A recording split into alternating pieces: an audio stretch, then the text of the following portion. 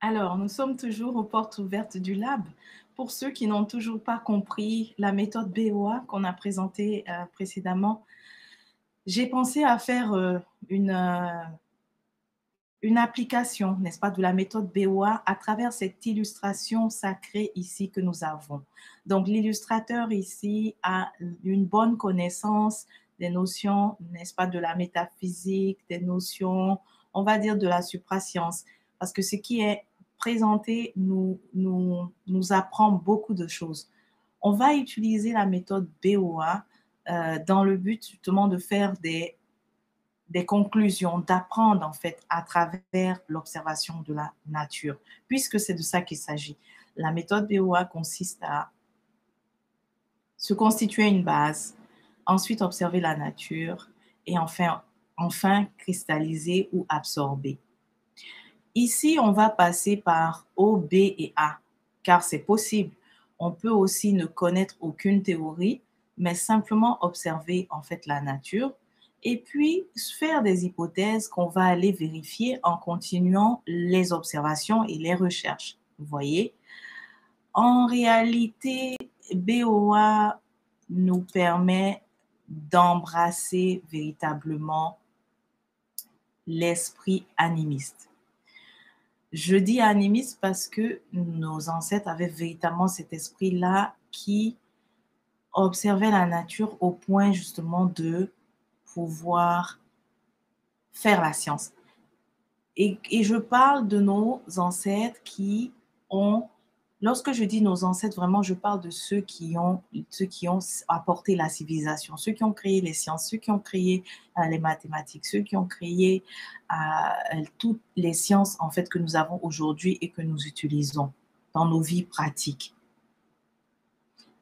BO1 nous aide à nous réapproprier cet esprit-là. C'est l'esprit que j'appelle animiste, c'est-à-dire la pensée animiste.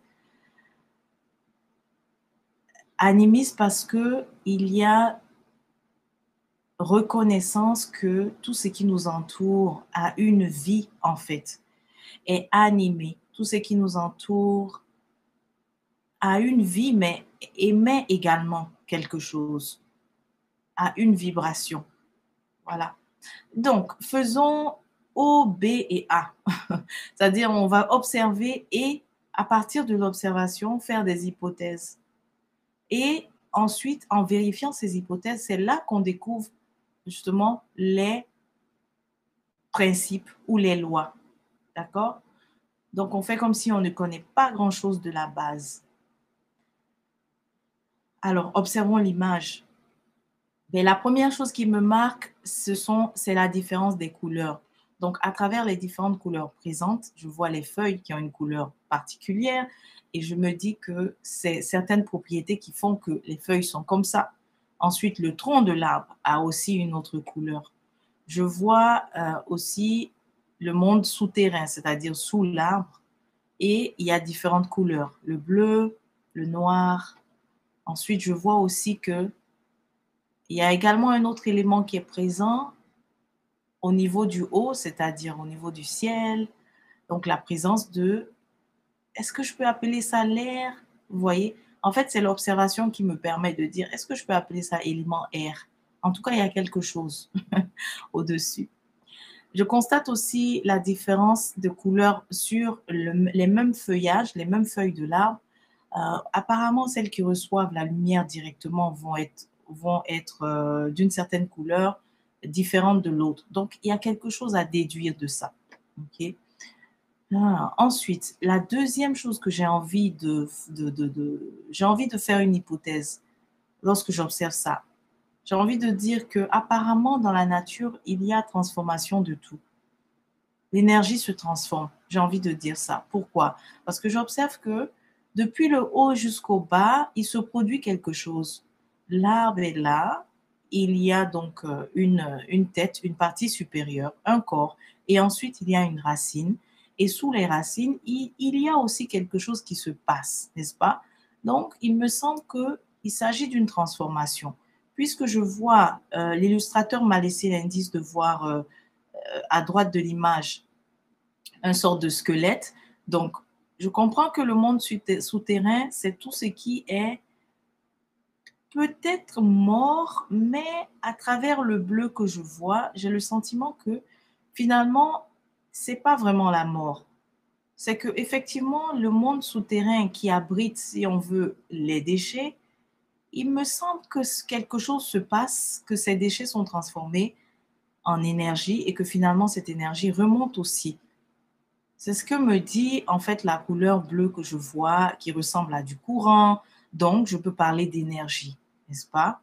Voilà. Donc, il me semble qu'il y a transformation. Je peux émettre cette hypothèse et ensuite aller vérifier s'il n'y a pas des lois qui parlent de ça. Vous voyez? Et effectivement, en vérifiant, je me rendrai compte, en tout cas plus tard, qu'il y a effectivement cette loi qui dit que rien ne se perd, rien ne se crée, tout se transforme. On peut définitivement voir ici le principe de transformation. Ensuite, autre chose aussi me attire mon attention. Lorsque je vois dans le centre de l'arbre ici une sorte d'ouverture avec le vert, je me dis, tiens, ça, c'est pas de la nourriture pour l'arbre, en fait. Une sorte de sève, une sorte de lumière. Est-ce que c'est une énergie? En tout cas, il y a quelque chose à l'intérieur qui nourrit l'arbre. C'est vrai que je vois une lumière, n'est-ce pas, au-dessus qui nourrit, mais il y a aussi à l'intérieur une sorte de sève qui nourrit l'arbre. Et ça me fait un peu penser, si j'ai entendu parler des haritus, c'est-à-dire des chakras, peut-être je ne suis pas très avancée dedans, mais si j'ai entendu parler du, on va dire, le chakra racine, n'est-ce pas, le harit de la racine, eh bien, je retrouve ici un peu, je vois les racines aussi au niveau de l'arbre. Donc, je me dis, mais tiens, il y a également centre énergétique puisqu'il y a énergie ici. Donc, il doit avoir deux centres énergétiques que je repère, peut-être trois, parce qu'il y a la tête, l'arbre a un sommet, n'est-ce pas? Donc, il me semble qu'il y a un centre énergétique en haut, il y a un centre énergétique au milieu et il y a aussi un centre énergétique qui est souterrain. Et celui-ci s'apparenterait peut-être à la racine aussi chez l'humain. Ce n'est qu'une hypothèse, ok? Parce que tout ce que j'observe ici, je ne fais que des hypothèses. Par la suite, je vais vérifier, n'est-ce pas? Alors, Alors, puisque je vois que ce qui est au milieu, n'est-ce pas, qui nourrit l'arbre, euh, une sorte de sève verte qui nourrit l'arbre, si j'ai entendu parler du harite du plexus, c'est-à-dire le chakra du plexus, ça me fait penser à ce harite. Parce qu'on parle de un centre énergétique qui nourrit vraiment le corps. Donc, je vois ici l'analogie entre le corps et également le tronc de l'arbre. Parce que voilà, l'arbre est un être, n'est-ce pas, qui a un corps, qui a des pieds, qui a une tête, n'est-ce pas? Ensuite, il a un corps, des pieds, une tête. Et donc, ça veut dire qu'il respire aussi. Mais il respire quoi? Il respire évidemment l'air qui est finalement symbolisé par les blancs que je peux voir autour. Ou alors, peut-être que l'air aussi n'est pas aussi visible, n'est pas si visible. On le voit en blanc, mais tantôt à droite, c'est pas très, c'est d'autres couleurs. Donc, je comprends définitivement qu'il y a présence d'éléments différents, qui ont des caractéristiques différentes, mais qui interagissent entre elles. Et donc, en faisant la vérification, je vais constater qu'on me parle donc de l'élément de la terre, n'est-ce pas, où le tronc de l'arbre habite, hein, et repose aussi sur la terre. Ensuite, je vais comprendre qu'on me parle de l'élément air et je vais aussi comprendre que on me parle de l'élément feu et j'émets la supposition que donc l'énergie que je vois, est-ce que ça peut être aussi apparenté à l'élément feu? À vérifier. Ok, fabuleux. Je peux dire aussi que je vois aussi tout c'est vivant. Cette image me dit que l'arbre est vivant, au fait, parce que ses couleurs sont vives au-dessus.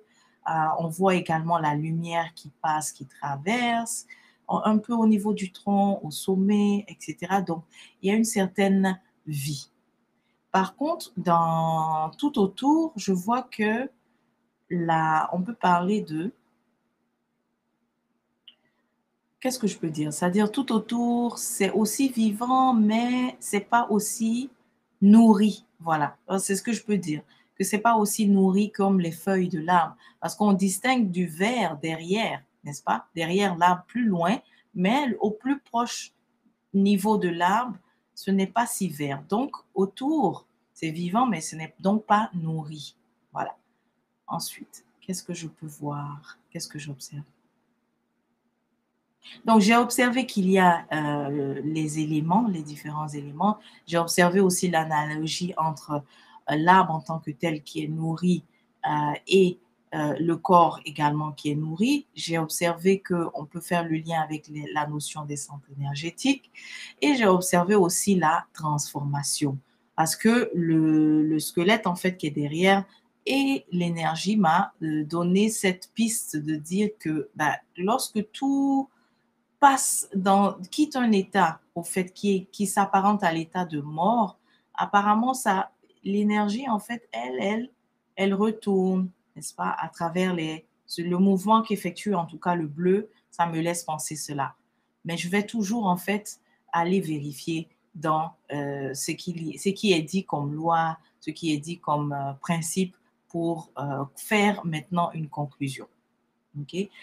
Est-ce qu'il y a d'autres choses? En fait, je préfère, au lieu de continuer d'observer comme ça, je préfère aussi te demander qu'est-ce que toi également tu vois? Quelle hypothèse tu peux émettre? Et tu vas par la suite aller vérifier cela, n'est-ce pas, dans les différents principes. Tu vois?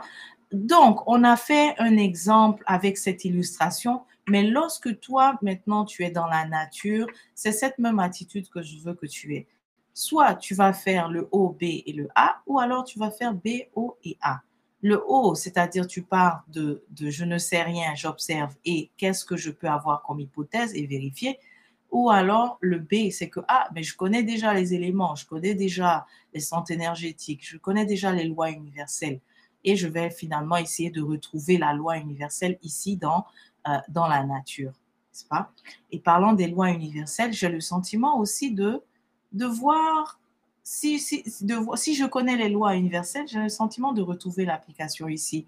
On a le bleu d'en haut, qu'on retrouve aussi en bas, n'est-ce pas? Donc, énergie, apparemment, il y a une certaine énergie qui est en haut, qu'on peut retrouver également en bas. Mhm. On peut dire qu'on voit aussi un certain principe de polarité, que apparemment il y a une énergie d'en haut, mais qui est peut-être de polarité différente de celle d'en bas à travers la différence de couleur. On a le noir en bas et ensuite en haut, nous avons du blanc et du bleu. Alors qu'en bas, nous avons du noir et du bleu. Voilà. Bon, je ne vais pas tout commenter, je préfère te laisser aussi le soin de continuer d'observer donc cette illustration et tu vas aussi développer donc l'habitude de faire la même chose dans la nature. Donc c'est cela la méthode BOA ou alors OBA.